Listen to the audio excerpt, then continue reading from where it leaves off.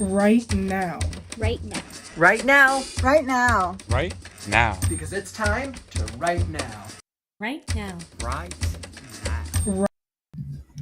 Welcome to another daily live motivation stream. I'm your host, Kauffman, and today we're going to be doing 3 writing sprints and trying to be productive as we're starting off our week. Hopefully we're starting off the week on a good note, right? Hopefully we're going to be able to get into some writing, making hopefully a little bit of writing progress. I feel confident that I've made some great progress last week. I actually ended up restarting my novel. Not restart. I restarted my entire novel. No, I revised the first couple chapters, and I am so happy with how the first couple chapters came out. I was like, wow, so much better now. I was not liking how they were turning out. So as you guys can see, we're going to be hopping right into it. I have my screen all set up. I was like, I feel pretty good. So I feel like we're going to be able to get into it. Calvin, Laura, welcome, my friends. We're going to be able to get some good writing in today, and make sure to stick around for the break. We'll chat more. We'll chat it up. We'll see what writing shenanigans, what writing craziness is on our minds. So for this first writing sprint, as you can see, we're going to do 25 minutes. Super easy, very straightforward. And yeah, I was like, what do I want to do? Hey, what's up, Rachel? Awesome. Actually, well, I'm waiting for people to hop into the chat. I think I'm going to go over the first chapter again. I would love your guys' feedback. Yeah, I just rewrote the first chapter. I guess you guys can tell me what you think of it. I feel really good with how the first chapter of The Last Scarecrow has turned out now. Is it perfect? I think the first paragraph, I think I might still tweak it. I'm not sure. I think tonally it's right now, but I think some of the word choice and descriptions could be improved, but I'm much happier with where it's at. So yeah, I'd love your guys' feedback. I kind of just want to read it out loud and make sure that it sounds good to me now that I've revised the chapter. So technically chapter 1, this is the third draft of chapter 1 now that I've redone it a couple times. So yeah, but as we all know, right, chapter 1 needs to be awesome. Because if chapter 1 doesn't hook your reader in immediately, you're missed opportunity. Laura, I've developed 7 fictional bands for their story and written snippets of lyrics for 3 to 4 songs per band. I'm having a blast. I love that, my friends. It's awesome. Sounds like you're having a lot of fun. That's why I did the one song. I have one song in The Last Scarecrow, and I'm very happy with how it turned out. I was like, I'm really happy with that song. And I want it to be kind of one of those tonally enchantingly. The song is supposed to be enchantingly enchantingly eerie, I think that's the vibe of the song I did in Scarecrow. Oh man. Okay. All right. So let's see how this turns out before we hop into the writing sprint itself. You guys can just tell me what you think. This is the very first chapter of The Last Scarecrow.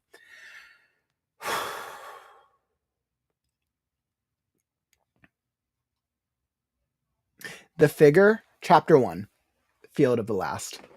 The figure, owing his creation, came into focus. A silhouette gazed down upon him, while rays of magnetic light cast down from a digital sun up above made them appear blurry, their features shadowed. Save for those amber eyes, pure, innocent, and creator-like, yet contrasted against such a colorful complexion. Love, beauty, tenderness, care, and devotion beamed down at him. Death begets life. Scarecrow, for this, you'll bear the curse of nothingness. Wake up! A straw hat landed upon a head of willow hair, and his eyes opened. A sunrise of amber red and orange gold blinded him with the greeting. Why was something of such beauty painful to gaze upon? As eyes watered, his raised arm attempted to offer some shade of protection. Rays of light snuck through the frayed holes of his worn sleeve. A stale smell of dry stuffing attacked attacking his senses. Pulling up his sleeve revealed a forearm of interwoven straw, sinew, slick but solid. An identical forearm was mirrored beneath his opposite sleeve, while further inspection showed the rest of his body as straw sinew underneath worn pants, flannel, and a black coat, torn and full of holes. He peered down at the fingerless canvas gloves, vine-wrapped twig fingers sticking out, stretching. Flexing the fingers of his hand, righty, and the fingers of old lefty reminded him what stretching felt like. What was he? Coming into focus past his hands was a woolen scarecrow, lying scattered across the dirt, face damaged beyond recognition, and stuffing leaking everywhere. It stared up at him blankly. Death begets life, he whispered. Was he a dumb scarecrow, dumb scarecrow, dumb scarecrow? A bird cawed from atop a wooden stake. The bird, a crow, black with silver-streaked feathers, scanned the horizon. What happened to this poor scarecrow? Is he, with a gulp, dead? Focus, scarecrow, the crow cawed repeatedly, landing squarely on top of his head as talons sank through his hat. The crow tilted its head down in front of his face, sleek silver and black feathers running around large eyes, one black, one white, inspected him. The crow's head twitched. Not a scarecrow, just a scared crow, not a scarecrow. I'm not scared, he protested, eyeing the woolen mess at his feet with a gulp. I'm not scared, he murmured. The crow pecked at his eye. Scarecrow flinched, thinking he'd just lost an eye, only to realize a clear protective thing blocked the crow's beak. He felt his face as the crow flew around him in circles, squawking. Scared crow, scared crow, scared. Covering his eyes was a pair of... Scarecrow tried to pull the eye coverings away from his face. Attached to a band, he could only pull them so far. Peering through the holes, the sun sped across the sky in a race to the horizon. Confused at the sun's unnatural speed, he let go of the eye coverings as they stretched back and smacked him in the face. He fell onto his side, wincing. The crow spiraled to the ground, landing on its back as it squawked and screeched. Scarecrow rubbed his head as he lay sideways in the dirt. Bits of wool and cotton were the only thing that remained of the damaged Scarecrow's face. He gulped. Distracted by the crow's noises, he realized, Are you laughing? Scared and brainless, the crow cawed between laughs. Scared and brainless, it continued. I have a brain. At least I hope I do. I don't remember, he whispered, confused the more he thought about it. The crow crawled atop his arm, talon sharp. Guess I don't recall much of anything. What happened to the scare? Hey! Hey is for horse's horse brain, Crow cawed while furiously pecking at his upper arm. What's a horse? Ouch! No, that tickles. Horse, Crow said between pecks. Brain, and more pecks. Scared, pecks. Crow, he caught in his face. Crow clamped onto Scarecrow's wrist with his dark golden beak and pulled. Scarecrow's arm, from the forearm down, detached from his body as stuffing burst from the socket. I need that, Scarecrow cried as he rolled over to swipe for his detached arm. Old lefty. His fingers brushed against his arm with a miss as the crow pulled it away. Scarecrow fell onto his face. He watched helplessly while those twig-wrapped fingers in the fingerless glove, attached to the straw sinew forearm, slid out of his coat sleeve and into the air. Crow flapped his wings faster with the wrist clamped tightly between his beak. Somehow, he still managed to caw mockingly. Don't you have a heart? Caw! I need that too. Caw! Survive, he trailed off. Pondering what survival might look like as his arm flew higher into the air, he gritted his teeth. The crow's shadow grew smaller, cast down by the rays of the ominously darkened sun, which inched beyond a mountain range off in the distance. Scarecrow brushed dirt from the side of his coat and pushed himself off the ground back onto his feet with much difficulty. He balanced himself with his right arm, gazing longingly at the empty coat sleeve where old Lefty should have been. The crow circled and flew off in the direction of a tree line out beyond the field they were in. He gulped, looking back at the long pole sticking out of the ground. How strange for a field to rest on the edge of a cliff. Waves roared in the distance as the sky grew cloudy. Perhaps a little adventure would jog his memory. That word felt like it scratched at a moment just out of reach. Adventure. It passed. He sighed, realizing standing thinking about nothing was only letting the crow fly away with. I want my arm back, Scarecrow shouted. Only a distant echo could be heard as the crow grew farther away above the field. Caw! Scarecrow clenched his fist in the air. Before him spread out a field of corn, wheat, and grass twice his height.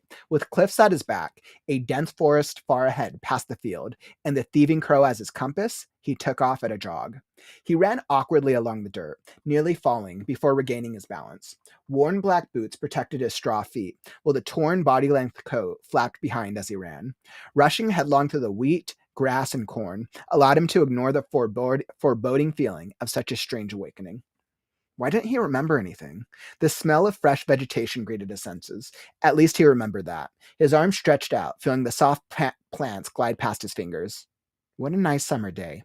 A bright flash streaked across the sky. The sunlight withered instantly as the sun hid behind clouds, replaced by a daunting dark blue moon, accompanied by a night sky of fading stars. A rotation that passed in the blink of an eye. How was that possible?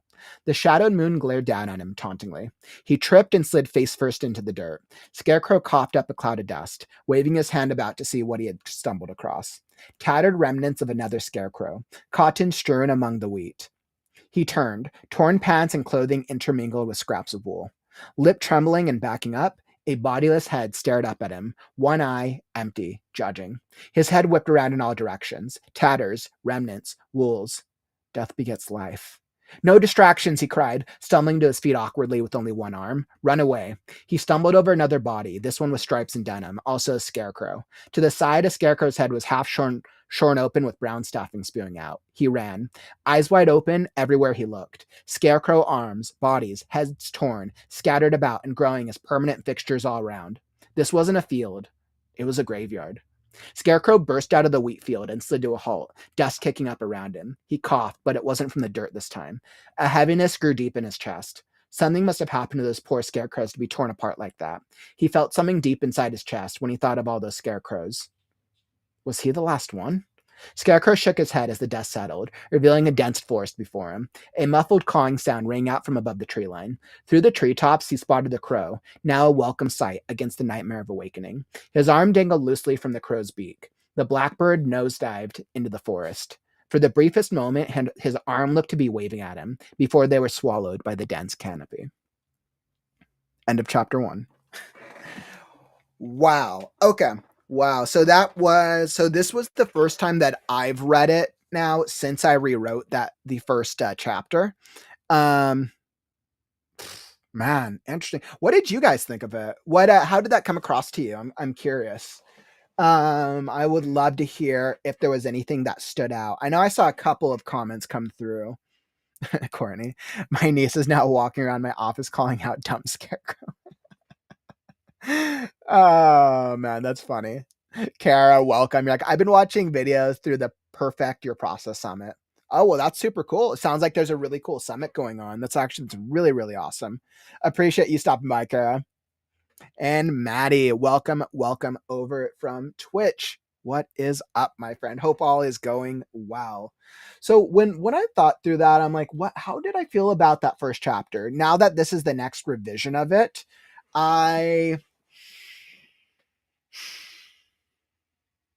I would say personally, I'm much happier with the chapter. I think it's in a much better place than the last version of it. The second version was definitely in a way better place than the first draft. I think this third draft of it is a much more better place. I think it's more engaging.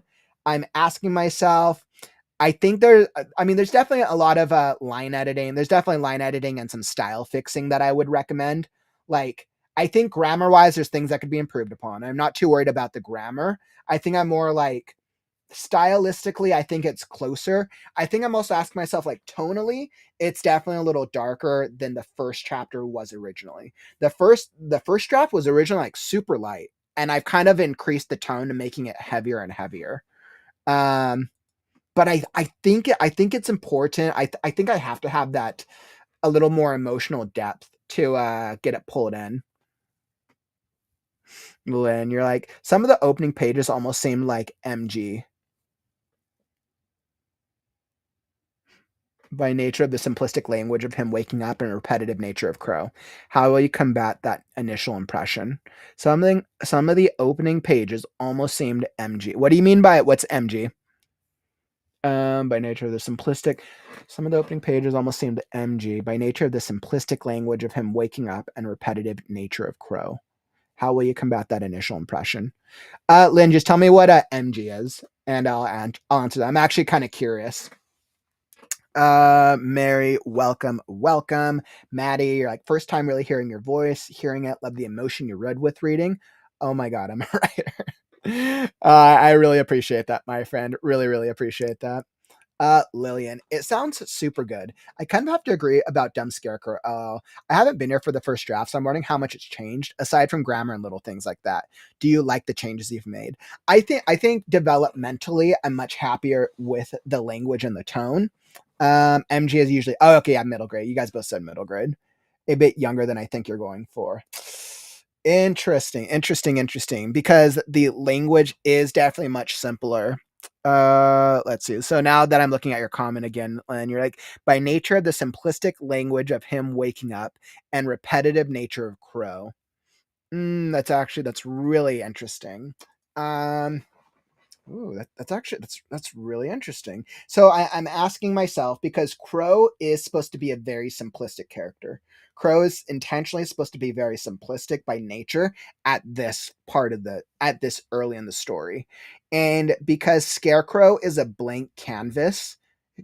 Scarecrow is a blank canvas character since essentially he's waking up with no recollection. How do I combat that? That means that's interesting. I kind of need to think about that for a moment because it definitely needs to be more mature for sure, right? Because it has to set the tone for the reading experience. Absolutely. Um, that means that the descriptions, and I mean, I've played around a lot with the descriptions because I want most of the descriptions to feel like it's Scarecrow's realizations, and I could see why it comes across as MG because a lot of the descriptions is Scarecrow realizing about the world or realizing about him since he doesn't know what's going on. I'm asking myself how I would combat that, and I think it would have to be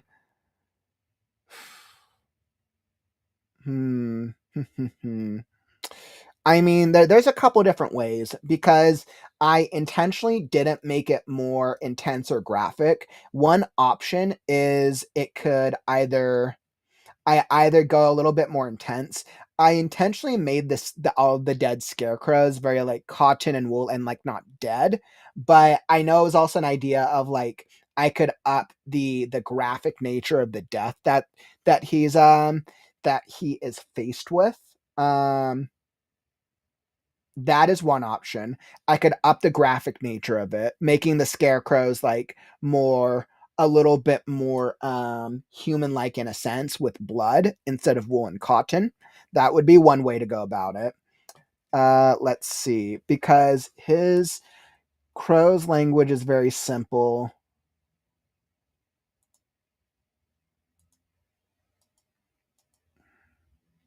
I could advance Scarecrow's language a little bit.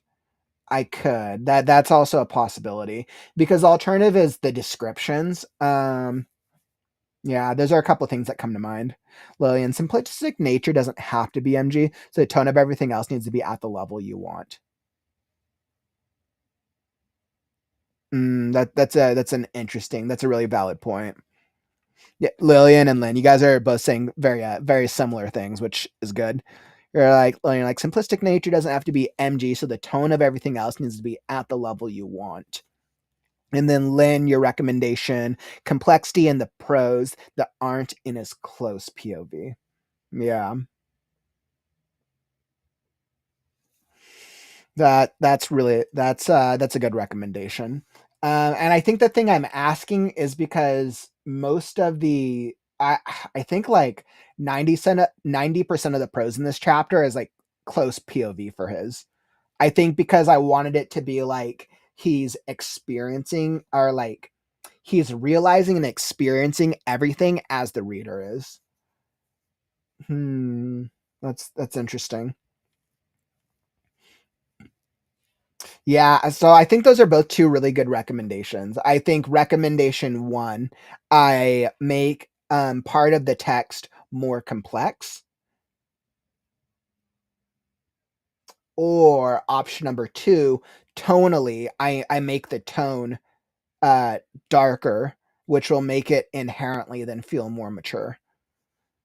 So yeah, that's great feedback. Thanks for the feedback, my friends. Really, really appreciate it. All right.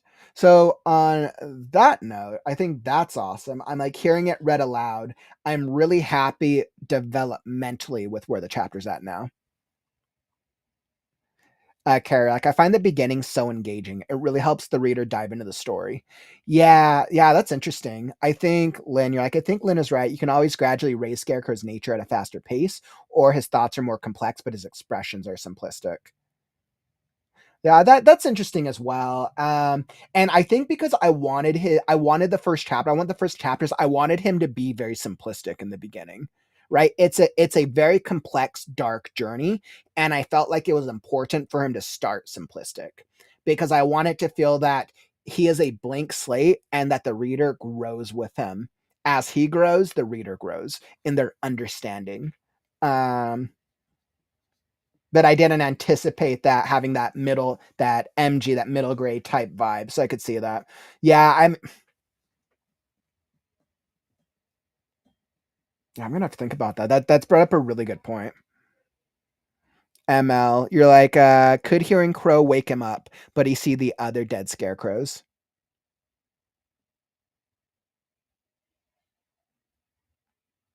Right. And I mean, one of the first things he does, like he sees the first dead scarecrow pretty quickly.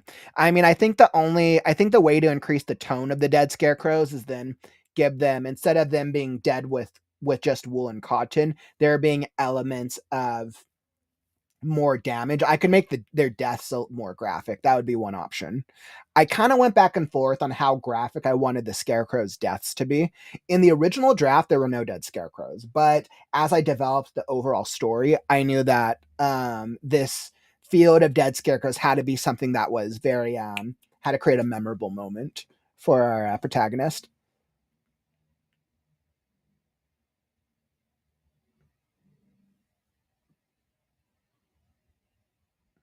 That's interesting, Mary. Like maybe something like in a simple crow language, he called out dumb scarecrow. Mm, that's interesting. Yeah, and I mean, it's also it's interesting because Crow is actually an extremely complex character. Yeah, I mean, like, yeah, it's so interesting. The characters, both Crow and Scarecrow, are actually extremely complex. Scarecrow's far more than Crow, but at this moment in time, they have both become simplistic as a result of their journeys. Interesting. You guys have given me some good things to think about.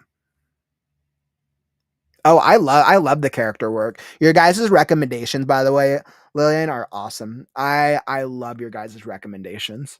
The feedback really helps because it kind of gives me different ways to kind of think through this. Um, yeah, it's really interesting. That's interesting. Yeah, because I need the crow to come across like a crow. I think that was very important. And I think the way that I was doing that is I was trying to rely on dialogue for the crow to sound crow like without saying he's acting a certain way. Hmm. Yeah, as language is simplistic, leaves room for character growth. I agree with that. Mm.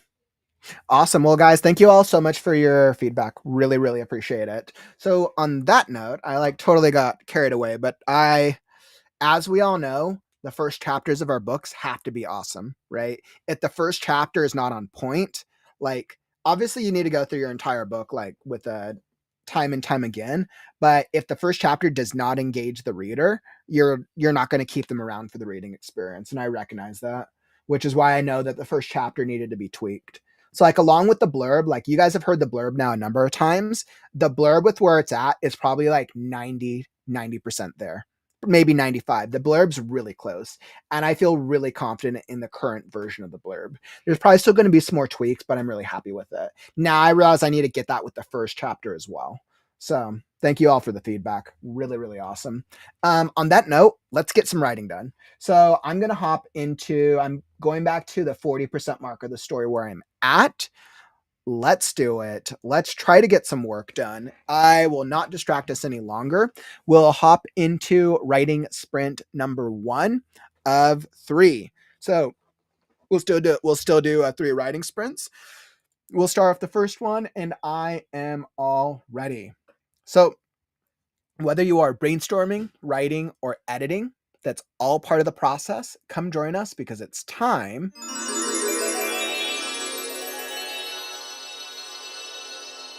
to write now.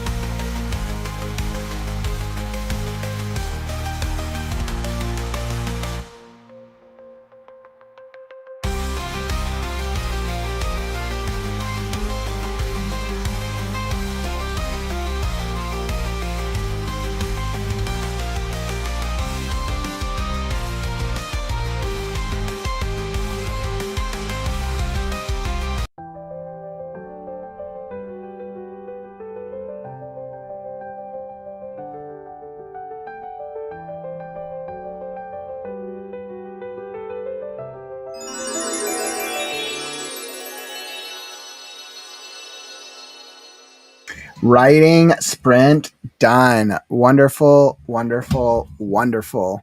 All right. How did that writing sprint treat you, my friends? Were you able to make any progress that time? I feel like I made some solid, great progress on that first one. I was productive like 90% of that sprint. I'm really happy. I realized the past month I feel like I'm getting off track on some of the sprints with admin stuff, and I'm really trying to keep myself focused when I'm sprinting. I mean, B, because we're working on writing, and then C, A, because we're working on writing, B, because I have a lot of work that needs to be done on Scarecrow, and C, so that way we can all stay motivated on not getting distracted. So yeah, how was the writing treating you though? I saw a couple of new faces hop into the chat that time. I would love to welcome Big VM. Welcome, welcome, my friend. I saw you hop in. Hopefully, you said to write or not to write. That is the question. Kauffman's quote of the year is always, if you don't feel like writing, write anyways. And not to be confused where if you need to take a mental health break for writing, take a mental health break. But if you need to get some writing done and you don't feel like it, come join a writing community. This is, I mean, what, almost 450 days of consecutive writing streams. So clearly I've got enough writing motivation to go around. And especially our community too. We have such a cool community of writers. Hey, welcome, KW. You're like, thank you for this awesome co-writing space and energizing tunes. Anytime, my friend. You know what? We all have writing stuff that needs to get done and accomplished. I always love seeing new writers showing up in the streams. I'd love to hear what type of stories are you working on? Are you writing anything fun right now? Maddie, you're like, oh man, I'm just sad. That little chime was pretty nice. This was so productive. This is my thing now. I absolutely love that, my friend. I mean, that's why I'm here every day, right?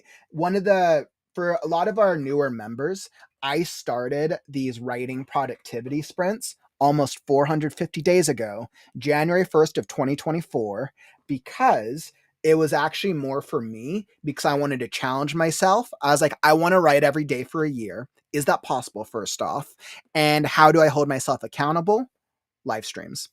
I was like, if I commit to a live stream, then I can't, it's harder for me to get out of it. So that's how I started live streaming. And then that just kind of grown from there. So it's like, if you're the type of person who struggles with writing, I'm not saying you, Maddie, but I'm just saying people in general. But if you're the type of person who struggles with like staying consistent or accountability, then these writing streams are the place to be because we have writers of all genres and all skill levels. And whether you show up once a week, a couple times a week, you can always count that after 450 consecutive streams, we'll be here streaming every day. So I've always got you guys on writing motivation. We might not always feel like writing. Everybody knows, like, of the 450 writing streams, how many of them did I not feel like writing? Um, I mean, okay, and let's be clear. So this is almost 300 episodes of this segment, Kauffman Writes. We have about 5 to 10 different segments, which I would call like, think of it as like different TV shows that is hosted on the the ReadNow YouTube channel. Kauffman Writes is my main writing productivity segment. I'm almost at 300 days, actually. I'm almost at 300 episodes of the writing sprint streams themselves. And of those 300 streams, I would say I probably not felt, there's probably been like a good like 50 days where I didn't feel like writing. I showed up. I challenged myself just by showing up. Of those 50 days, over half of them, I ended up writing and I came up with something super cool. Half those days, I wrote something and I just wasn't happy about it. But you know what? That's the process. If we don't keep working on our stuff or figuring out how to be consistent for a schedule that works for us, then we never get our books published. And it's the reality. So, but I love, love, love seeing all the writers in the chat. Let's see, Courtney, you're like, even on mental health breaks, I use the writing sprints as reading sprints. And I think that's a great thing, right? So even if, let's say you show up on the daily writing sprints and you're like, hey, I don't feel like writing right now, but I kind of like just being like hanging out with other writers, you can totally just throw this on in the background. Now I need to improve I need to add more music so that way it doesn't start feeling like the same for all of our members who've been here longer. It's my goal to add more music once a month. Maybe I need to get more consistent about that. But even if you're not writing every single stream, like you can totally just throw this on in the background for reading or to just come hang out with us for the conversations because we all hang out and chat on the breaks. Oh, Maddie, that's so cool. I really appreciate that, my friend. Like every time I see the notification that you're streaming, I have to make a sprint to my laptop. Very, very much appreciated, my dude. I'm really glad that we're able to help each other out here. Let's see, Lillian, you're like, I've added about 2 pages to my outline. I forgot to do a word count. That totally happens to the best of us. I like track my word count kind of at the end, but sometimes, sometimes we do word counts.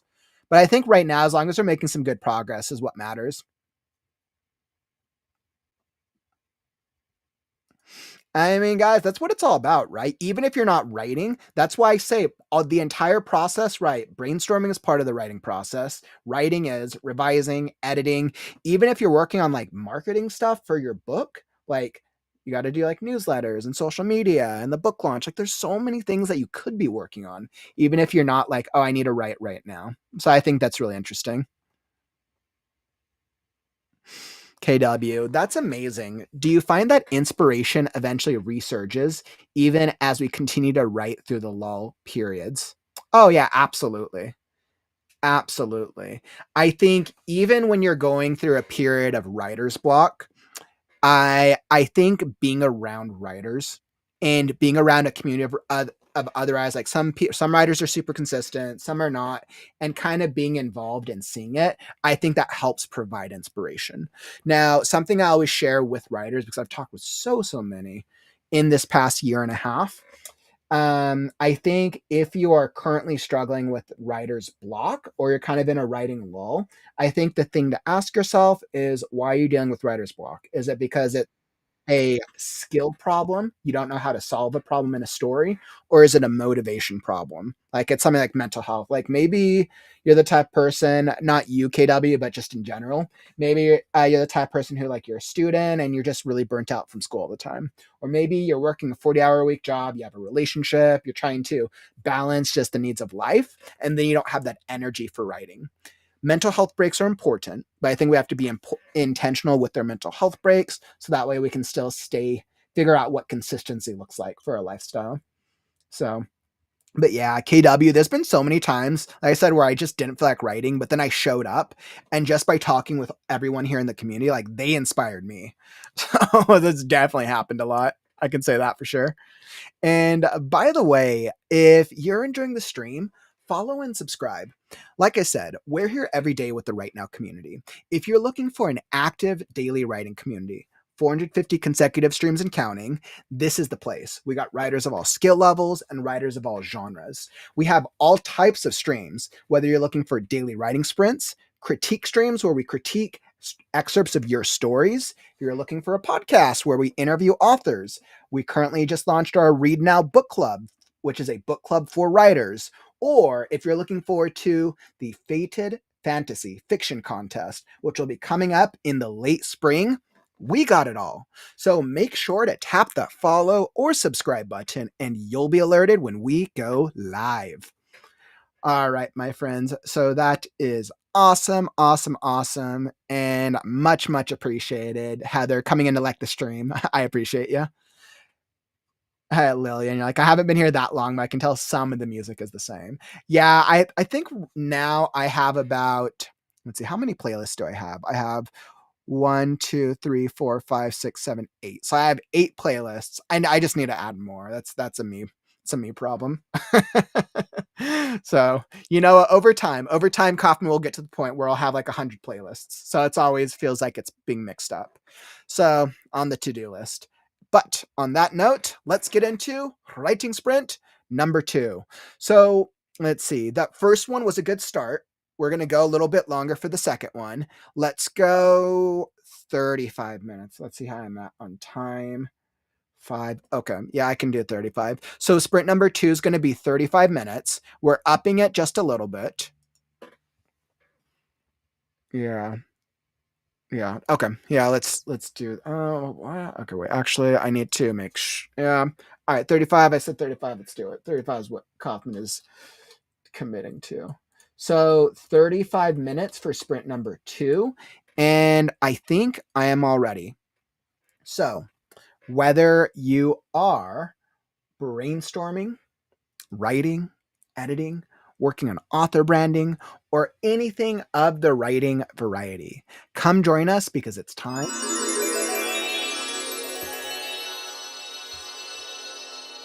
to write now.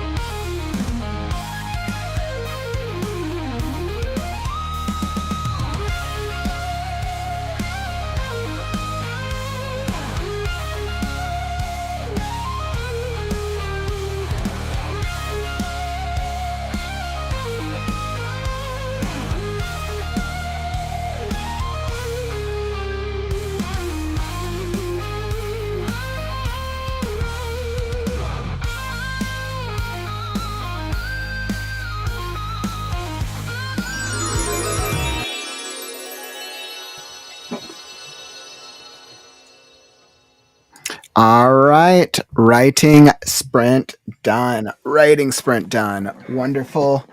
Wonderful. Wonderful. How did that sprint treat you?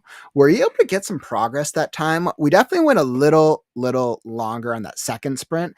I feel like I was able to make a little bit more progress on my end. I'm pretty happy. I'm good. I feel like I'm at a part of this story. Oh. I feel like I'm at a part of the story where I don't think I have to do any more rewriting, which is good. I think what I have moving forward is a lot more revising. So I'm asking myself, I don't think I have any more parts that need to be rewritten. Yeah, just revising and cutting down. Especially this next story arc. I've the original story arc that takes me from the 40% to the 50%, the midpoint, was about 10 chapters originally, and I'm cutting it down to 7. So I feel like I'm in a good spot for sure. But this like the stakes start getting more increased, and I also start introducing a lot more characters, so having a lot of fun. Nice, Simple. Sounds like you've been getting some good progress on your storytelling. Welcome back to the community, by the way. Ooh, that's exciting. That's exciting that you've been able to make some substantial progress. You got to around 20K on Shadows of the Dreamwalker. I'm stoked by some of the writing I've been doing, hoping to get my first draft done by October, if not sooner. Well, congratulations, my friend. I'm glad that you've been making some progress. That's really cool. I Yeah, and I'm kind of in the same boat. At the rate I'm going with Scarecrow, it'll probably be ready for a fall launch, realistically. I'm We'll see how much longer it takes on the second draft. The third draft will go so much faster for me. I'll probably do the third draft in like a couple weeks, very easily. And then for me, it'll be ready to send off to an editor. So then I'll have to wait. Editing takes about a month, give or take, for the editor to go through it, and then I'll go about a month for revisions, and then I'll start looking into final drafts depending on the feedback. So I feel like I'm in a pretty good place though. That's awesome though. KW, you're like, that was good. I'm more patient with my process when I'm co-writing with you all. Oh, that's super cool. I'm glad that we're able to help provide a little bit of motivation, my friend. Very much so. Especially like, we're all at different parts of the storytelling process, and it's a journey for sure. Eli, let's see. Do you have a sort of rubric that you use to decide what types of things to remove, or do you just feel it out in the moment? Oh, Eli, you're talking about story planning. I love it. You know what? One of my favorite things to talk about. So I absolutely love it. So if you guys all kind of want to see what my process is, I've gone through my process a number of times on the stream, but so to give everyone an idea, it took me about 6 months to write the first draft of The Last Scarecrow. I mean, maybe about 7 to 8 months, about 200 streams, give or take. Maybe 150, 200, well, kind of that. So that was about that long to write the first draft. And then after I wrote the first draft of it, I then took about 2 months in between draft 1 and draft 2. And during that 2 months, I created the Scarecrow. I'll show it on screen real fast so you guys can see. During drafts 1 and 2, I created this handy dandy thing called the Last Scarecrow Second Draft Planning Strategy Outline Method. Let's see, we'll just go that. There we go. I was like, I need to like just create another screen. Hold on, I'm going to make this easier on myself. All right, so let's see. Bear with me just a second. I need a better setup for this one. All right, so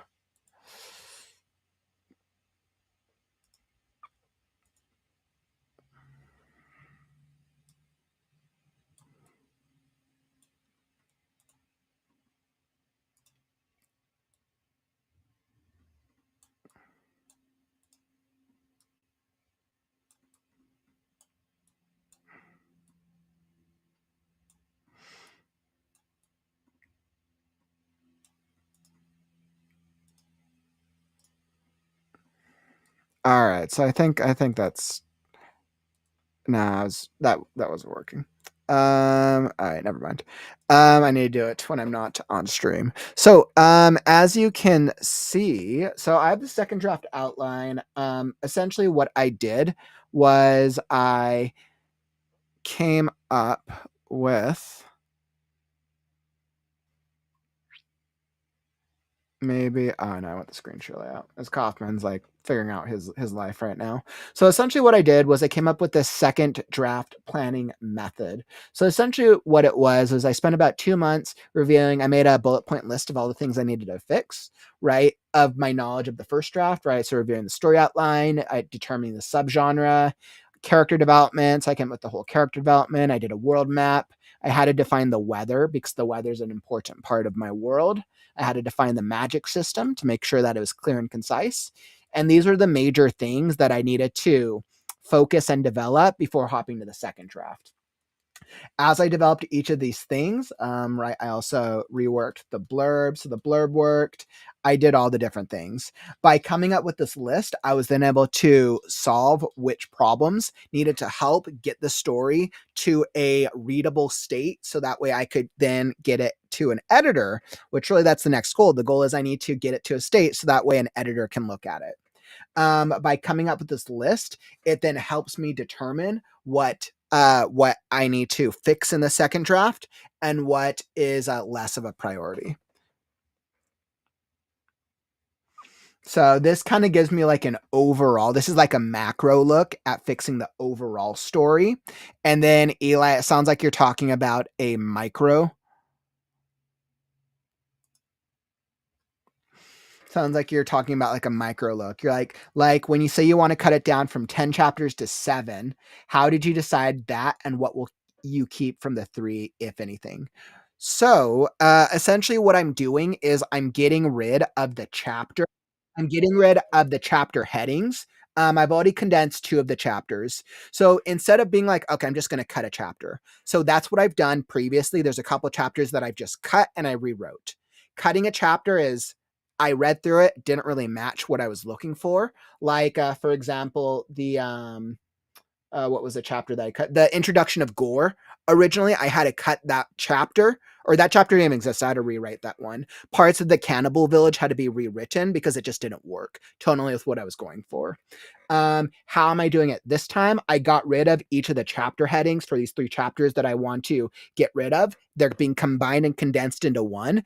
And tonally, instead of ending the chapter where my original beats are, I'm continuing the action and minimizing character development because I had other characters that I had a spotlight on, and then condensing it into one story beat. Now, originally, I'm trying to stay aware of how this new chapter is progressing, and making sure that's not too long. So we'll see as I'm progressing it. I'm moving more quickly to these next story beats because this part of the story arc, which is the 40 to 50% of Scarecrow, like this part of the story arc, it is important to set it up, but it's not as important. Like I need to get them to the Coliseum a little faster.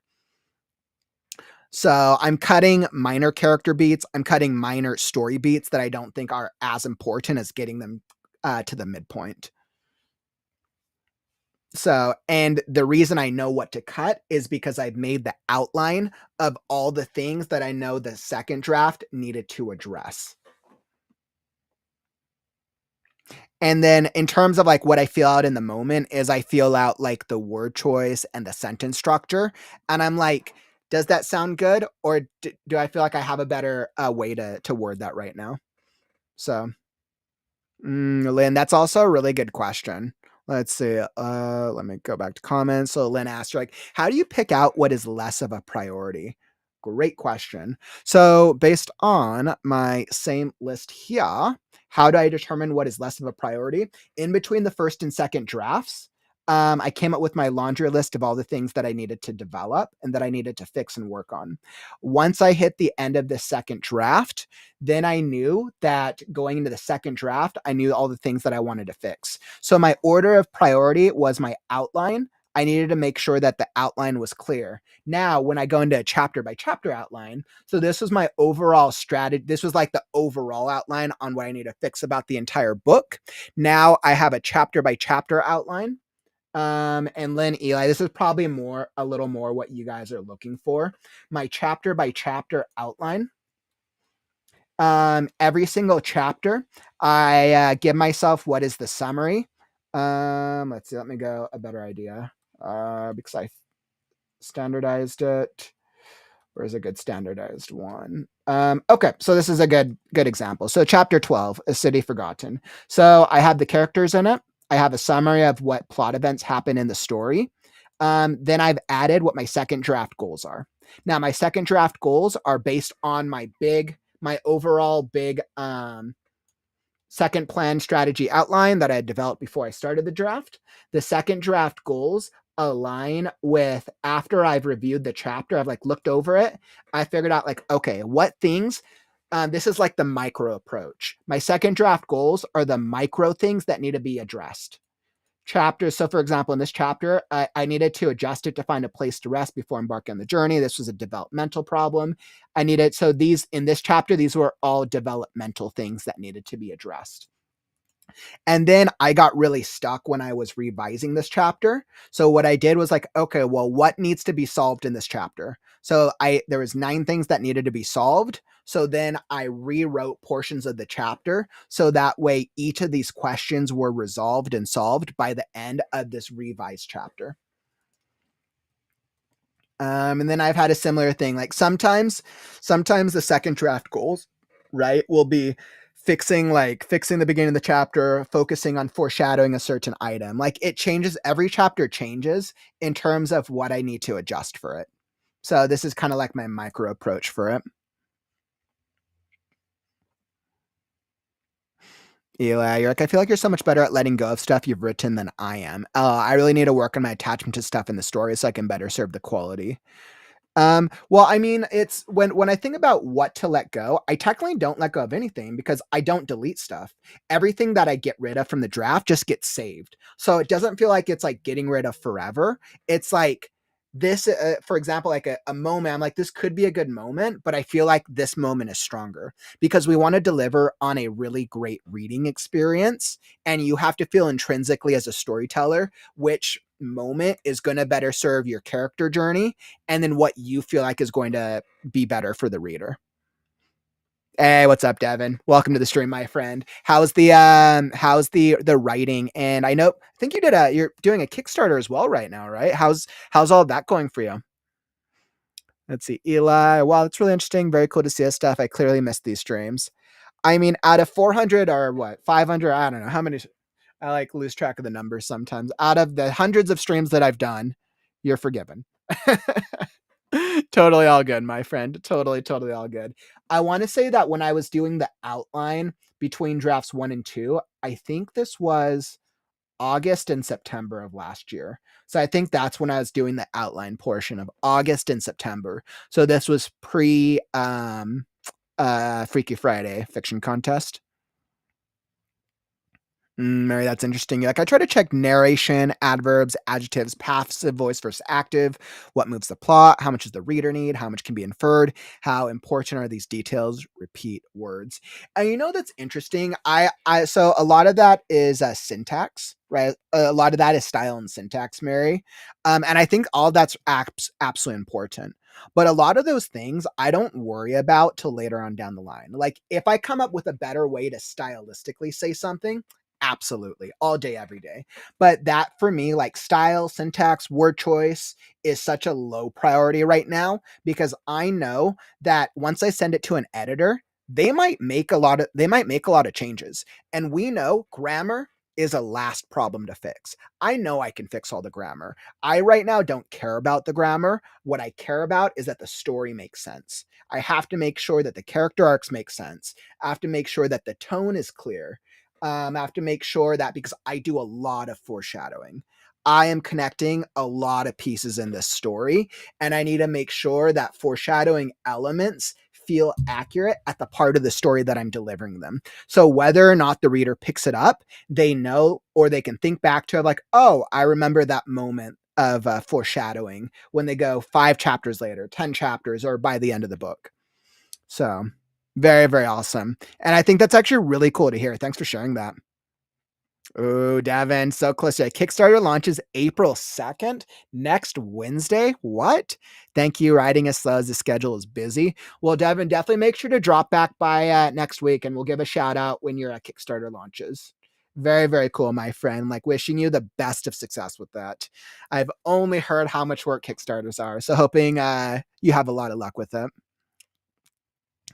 I know trying to find the writing consistency is always the challenge, right, friends? That's good. And I mean, like everything, friends, like the more we do something, the better we get at it. So that's really, really cool. Awesome, awesome, awesome, awesome. Guys, I can talk about my process all day, every day. And once again, guys, my process is my process. The thing that I love about writing is everybody has their own process. You listen to what other authors do, you pick things that work for you try things out, and then you create your own process. I love the writing process. And that's why I enjoy every part of the process, because I feel like I make it my own and continue to flesh it out throughout. And I've continued to learn what works well for me. So awesome. It's exciting. Okay. So where are we? So actually, before I have a cool announcement, I actually have a cool announcement before we hop into the next writing stream. So special announcement. I have to go pull this up. So for all of our Read Now Book Club members, I am so pleased to announce Read Now Book Club that we have officially narrowed it down to the final April book club picks. It's time for you to vote. It is time for our members to vote on what the April book club pick is going to be. So without further ado, let me showcase our official Read Now Sci-Fi Showdown. So science fiction is the vibe. I was like, I should probably do that so you can see it. Here we go. So science fiction is the vibe. And these are the top 4 books that have been picked for the finals. As recommended by you guys, the reading community, these are the 4 that we've narrowed it down to for our April book club picks.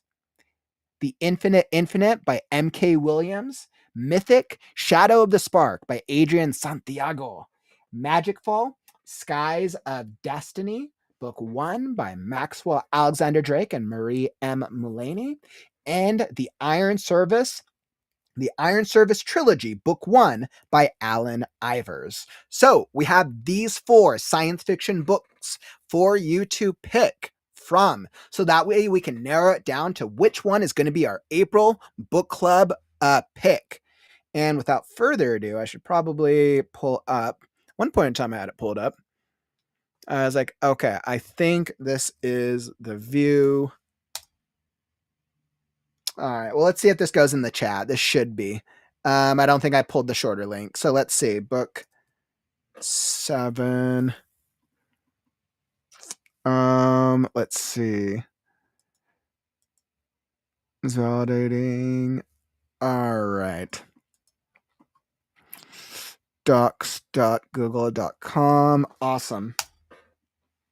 And I think that is the thing. So let me see if that link worked. All right. Yes. So awesome. There is the form to go vote. So you guys can go start casting your votes now. And yes, Courtney SR7, book 7 for the Iron Service is book 7 of the overarching series, but book 1 of the new trilogy. So I had to go look into it. It's the 7th book, and that's part of the universe, but book 1 of the trilogy. And I know from the submission, it was recommended that this book is a little this was the recommended book, and I could yeah, that makes sense. So for those of you, go cast your votes. You're going to have this week to vote, and this Saturday is the next Read Now book club live discussion. We'll be announcing the winner for our April pick this Saturday after the live discussion of ML Claxton's book, Deadcaster. So make sure to vote now. All right. Wonderful, wonderful, wonderful. So I'll be advertising this every day, but everyone make sure to go and vote now for our Read Now book club pick for April. Which sci-fi book do you want to read? Yep, Courtney, that is absolutely correct. was explained you do not need to read in order. So book 7 of the universe, but it's book 1 of a new trilogy with Alan Ivor. So that is absolutely correct, Courtney. Awesome. So with that being said, let's hop in to another writing sprint. Oh my goodness, I'm going way on time. Okay, so here's what we're going to do. Next writing sprint is going to be 30 minutes because that is the time I have for today. And we are going to get some progress done. So we got 30 minutes on this next sprint. Wonderful. And let's end off this writing stream strong. So let's make sure that we make some solid progress on writing sprint 3 of 3. Awesome. I'm all ready. Are you ready? Whether you're brainstorming, writing, or editing, come join us because it's time to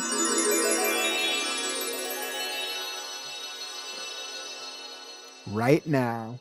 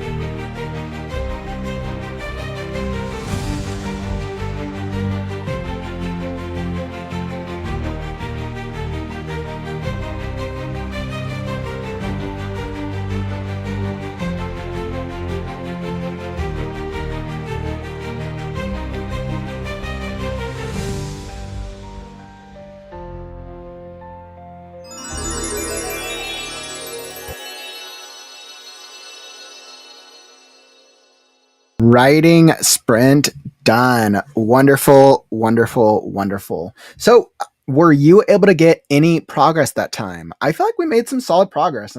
2 hours and 30. So, we were clearly going at it for a while. And I know I kind of started off with writing and with reading first off. So, what were you able to accomplish? Were you able to get any words in for some writing sprints? Did you get some ideas, some editing, some little D, all of the above? Let me know. Drop it down in the chat. I feel like I got a decent amount in that time. Let's see how far I got. So I probably got about a third of the way into this beat. I have a couple more beats that I have to get through. But I don't think it's going to take me too long. Let's see how far. Okay, so I got through about 1,200 words. Yeah, so I got through about 1,200 words, give or take. And yeah, so I'm making some solid progress. Unfortunately, my word count keeps going up for the document, so that's another problem I'm going to have to solve, but what are you going to do? I got to make sure all the story things are sound before I figure out how to get rid of word count. So that's another problem Kauffman has to solve. So I feel like we were able to make some great progress today as we look towards creative writing on the morrow. If you're looking for something to watch next, linked down in the YouTube description down below is some of our episodes from last week. If you want to learn what hybrid author branding looks like, go check out the last episode of the Create Right Now podcast. Did you miss out on the last story and critique show where we read stories and I offer advice and feedback for writers in the community? Go check it out. Linked down in the YouTube description down below. Awesome chaos, getting in some nice words. Got 240 words for a one shot for a comic. Nice. Awesome progress, my friends. So glad you were able to come join me today. And if you enjoyed the stream, tap that like button on the way out. Help us show the algorithm that writing streams are cool. All right, my friends, it's been great. I'll be back tomorrow for another daily writing motivation stream, 2 p.m. Pacific, 5 p.m. Eastern. I'll be here. Come join us. But unfortunately, that brings us to the end of the stream. Don't forget, words are wind, but stories are forever. I'm Kauffman, and I'll catch you on the morrow. Stay creative, writers. Right now. Right Right now. Right now. now. Right now. Right now. Because it's time.